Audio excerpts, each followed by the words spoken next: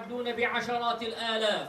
وفي مؤسستنا هذه المؤسسة المتواضعة ما الفضل إلا لأهل العلم إنهم على الهدى. القول الآخر، لأن أنتم اللام بالأصل اقرأ باسم ربك، هكذا تكتب، اقرأ باسم هكذا تكتب. أعوذ بالله من الشيطان الرجيم. بسم الله الرحمن الرحيم. والسماء بنيناها بأيد وإنا لموسعون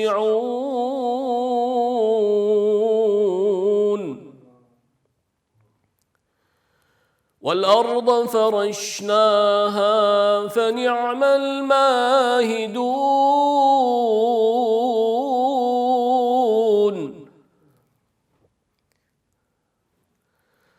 ومن كل شيء خلقنا زوجين لعلكم تذكرون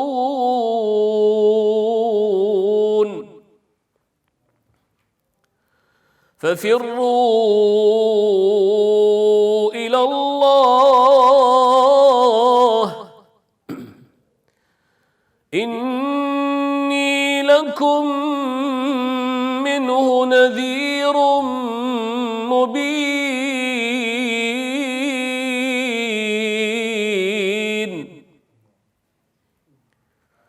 ولا تجعلوا مع الله إلها آخر إني لكم منه نذير مبين كذلك ما أتى الذين من قبلهم من رسول إلا قالوا ساحر أو مجنون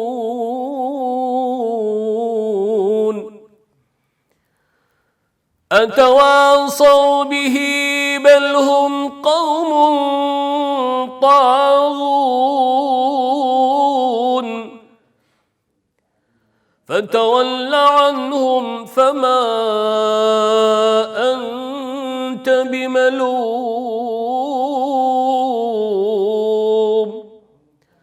وذكر فإن الذكرى تنفع المؤمنين. بسم الله الرحمن الرحيم. الحمد لله. بەناوی خوای گەورە و میهرەبان، سپاس و ستایش بۆ خۆی باڵادەست. باشترین و چەکترین سەلام و درود لە سەرگیانی پێغەمبەر محەممەد، درودی خۆی لەسەر بێت. ڕازگۆیی و دەستپاکی پاشان بڕژێ بە سەرگیانی هاوڵ و یار و کەس و کاری تا ڕۆژی دوایی. من ناوم محەممەد عەلی مەسعودە، سەرۆکی دەستەی زانستیم لە دامەزراوەی زانستی سەربا ئیسماعیل ئاغا کە تایبەتە بە شێخ مەحموود ئەفەندی ڕەحمەتی خۆی لێبێت. ئێمە لێرەین لە سەنتەری ئەرقەمی کوڕی ئەرقەم. ئەم ناومان لێناوە چونکە ئەم ناوە بە یەکەم قوتابخانەدا دەنرێت لە ئیسلامدا کە دەگەڕێتەوە بۆ ناوی هاوڵی بەڕێز ئەرقەمی کوڕی ابن ئەرقەم کە بەر لە ئاشکراکردنی بانگەوازی بۆ ئیسلام پێغەمبەر درودی خۆی لەسەر بێ هاوڵانی لەوێ کۆ دەکردەوە بە نهێنی تاکو و فێری ئیسلامیان بکات. جا لەم قوتابخانەیە زانستی ئیسلامی پەریسەند و بە دنیادا بڵاو بووە. جا ئێمە ناوی قوتابخانەکەمان بە ناوی ئەم هاوڵە بەڕێزەوە کردووە. سەبارەت بە کارەکانیشمان ئێمە قوتابخانەی زۆرمان هەیە لە سەرجەم ناوچەکانی ئەفریقا. لە زۆرێک لە وڵاتانی ئەفریقا قوتابخانەکەمان دامەزراندووە لە شێوەی ناوەندی و ئامادەی و زانکۆیی. بۆ نمونە لە کوردستان، لە هەندستان، پاکستان، لە ئەفغانستان. قوتابخانەمان هەیە لە سیبیریا، سوپاس بۆخوا. قوتابخانەمان هەیە لە سەربیا، سوپاس بۆخوا. چالاکیەکانمان ئەمجارە لە هەموو ئەو قوتابخانانەی سەر بە ئێمەن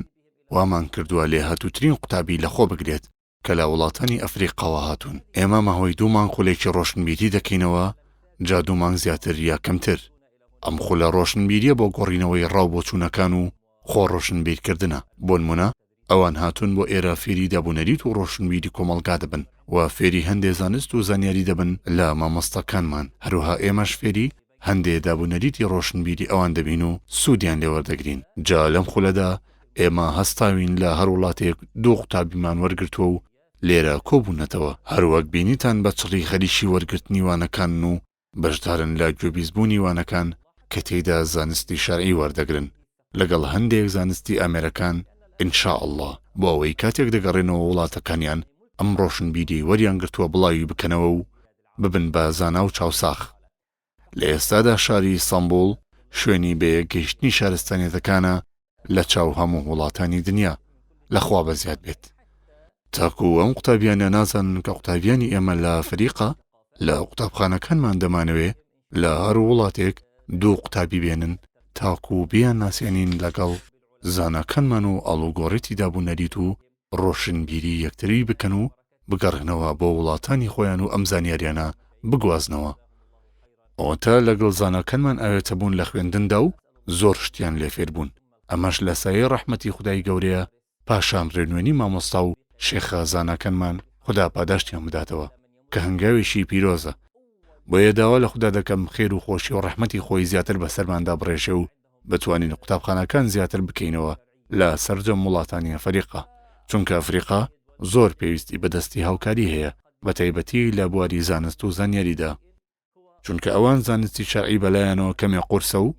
لێیانەوە دوورە هەروەها زانستی گەردوونی هەرچەندە خواردن و خواردنەوە باشە بەڵام ئەمانە تەواو دەبن و کۆتاییان دێت بەڵام گرنگترین شت درێژکردنی دەستی هاوکاریە بۆ ئەوان لە ڕووی زانست و زانیاریەوە تاکو بگەڕێنەوە سەر ڕاستە شەقامەکەیان چونکە زۆرێک لە شار و لادەکانی ئەفریقا بە ناو موسڵمانن بەڵام دابوونەریتی موسڵمانانیان بیرچۆتەوە بە تێپەڕبوونی زەمن بۆیە پێویستیان بەدەستی هاوکاری هەیە تاکو بگەڕێنەوە سەر دابوونەریتی پێشویان جا داواکەرم لە خودای گەورە ئێمە ببینە کلیلیکردنەوەی دەرگای خێر و چاکە بەسەر ئەم شار و لادەیانەدا بە ئیزنی خودای گەورە والحمد لله رب العالمين خوا بتان بارزت تبارك وتعالى والحمد لله رب العالمين. في استيلاء كان يدرس في هذه المدارس مرتبطة بإسماعيل آخر. متى يرقق إما أن تقول لله هذه كسرة أو يسبق بكسرة مثلا بالله. بسم الله الرحمن الرحيم الحمد لله رب العالمين اللهم صل وسلم وبارك على سيدنا محمد وعلى آله. بناوي خوي گەورە مهرەبان درود و سەلام لەسەر گیانی پێغەمبەر محەممەد و هەموو کەس و کار و یاوەرانی بەگشتی پاشان ئەم قوتابیانە خەڵکی وڵاتانی ئەفریقیان پاشان ئەم قوتابیانە خەڵکی وڵاتانی ئەفریقیا و خۆرەڵاتی ئاسیا و هەندێک شوێنی جیاوازترن لەم شوێنە پیرۆزەی شێخ مەحموود ئەفەندین ڕەحمەتی خوای لێبێ ئێرە شوێنێکی جێماوی پڕ لە خێری شێخی ڕەحمەتیە ئەم برایانە ئێمە ئێستاوانەی تەجویدیان پێدەڵێن لەبارەی دەربڕینی وشەکان و سەبارەت بە خوێندنەوەی قورئانی پیرۆز سەرەتا بە دەستپێکی قورئان واتە بە ئەلفاتیحە دەست پێ دەکەین پاشان هەڵدەستین بە فێرکردنی بانگ ئەمانە تیایدایە هەموو قورئانی لەبەر کردووە و هەندێکیان نیوەیان لەبەرە و هەندێکیشیان بڕێک لە سوورەتەکانیان لەبەر کردووە ئەوان هاتوون بۆ ئەم شوێنە پیرۆزە تاوەکو فێری زانستەکانی قورئان ببن بە هەموو بەشەکانیەوە بەڵام لە ڕاستیدا ئەوان پێویستە سەرەتا فێری دەربڕینی وشەکان ببن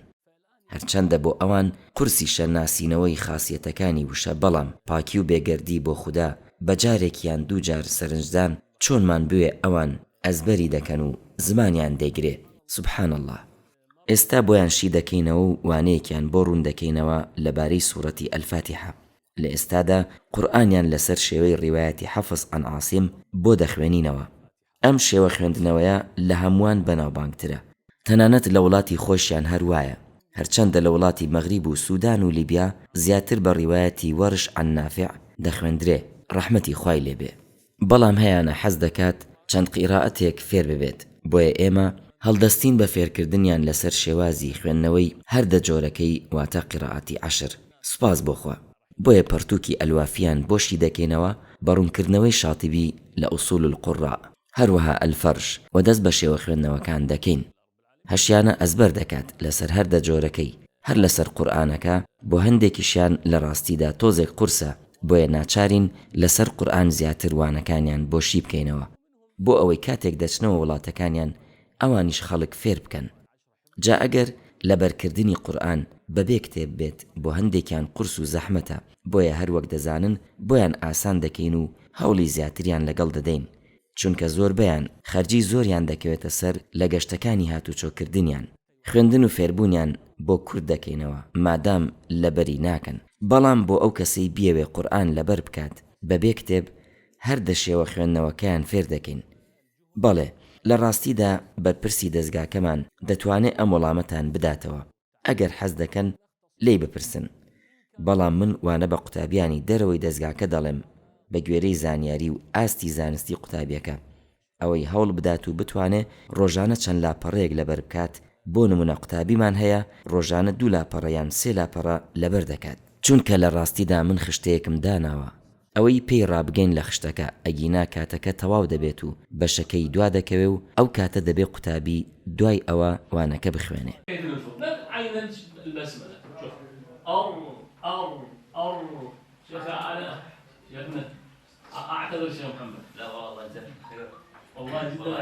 السلام عليكم ورحمة الله وبركاته. السلام عليكم ورحمة الله وبركاته. من ناوم حمزة حسن جيبويا خەڵکی وڵاتی نەیجیریام هاتووم لە قوتابخانەی مححمود ئەفەندی دەخوێنم بەڵێ هاتمە نێو تاقیکردنەوەکە و لێرە لەو شوێنە وەک قوتابی دامەزرام و ئێستا لەم خولە پیرۆزەی قورئان بەشدارم کە بەویستی خوا لەوانەیە 2 مانگ بخایەنێت لێرە زیاتر تیشک دەخرێتە سەر دەربڕین و وشە و تەجویدی قورئان بانەی دیکەشمان هەیە وەکو زانستی فەرمودەناسی و زانستی فقه و هی دیکەش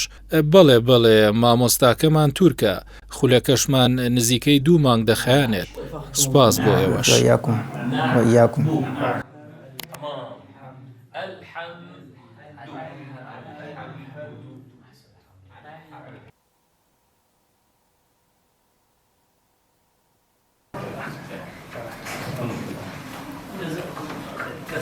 تذهبوا إلى بلادكم تدرسوا لازم تعلمون هذه الأمور. السلام عليكم ورحمة الله وبركاته. السلام عليكم ورحمة الله وبركاته. من ناوم ئەلیاس عومەر مەمان سەمۆرە لێرە لە قوتابخانەی مححمود ئەفەندی قوتابیم سوپاس بۆ خۆی باڵادەست و بە یارمەتی خودا لە تاقیکردنەوە دەرچووم و ئێستا بەشداری ئەم خولەم کردووە کە لە تورکیا و ماوەی 2 مانگ دەخایەنێت سەرۆکی خولەکەش شێخ محەممەد عەلی مەسعودە خودا بیپارێزێ ئەم خولە ماوەی 2 مانگ دەخایەنێت و تێیدا دەربڕینی وشەکان دەخوێنرێت و فێر دەبین لەگەڵ خاسێتی وشەکان هەروەها ژمارەیەک زانستی دیکە دەخوێنرێت وەکو ئوسوڵ فیقه و زانستی فەرمودەناسی و چەند زانستێکی دیکەش هیوا و ئاواتی منەوەی ئەگەر تەواو بووین لەم خولە و گەڕاینەوە وڵاتی خۆمان لەوێ برایانی خۆمان فێریە و زانستە پیرۆزانە بکەین زانستی تەجوید یان هەر شتێک کە لەسەر خولەکەدا فێری دەبین ئەمە هیوا و ئاواتی ئێمەیە لە دواییدا هەندێک منداڵی بچووک هەن کە حەزیان لێیەتی فێری قورئان بن بەڵام گرفتەکە ئەوەیە لەبارەی دەربڕینی وشە و خاسیەتەکانی هیچ نازانن بەویستی خودا ئەگەر بچینەوە هاوکاریان دەکەم